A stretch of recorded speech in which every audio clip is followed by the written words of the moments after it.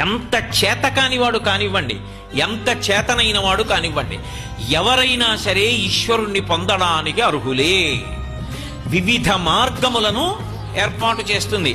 ఇందులో ఒక్కొక్క మార్గంలో వాడున్నాడు అని ఒక్కొక్క మార్గంలో పట్టుకుని ఒక్కొక్కలా ఒక్కొక్కడు తరించిపోతాడు. ఇందులో పెంకి మార్గాలు కూడా ఉంటాయి. అది విచిత్రం. కొన్ని పెంకితనంగా ఉంటాయి. మీకు నేను ఉదాహరణ చెప్పాలంటే, బోయి తిన్నడికి ఏమీ తెలియదు, పరమ అమాయకుడు, కానీ గుండెల నిండా భక్తి ఉంది. మా శివుడు, మా శివుడు, మా తండ్రి, మా తండ్రి, మా తండ్రి, అంతే. పాపం ఆయన అంతకన్నా ఇంకా పై మెట్లు ఎక్కలేడు.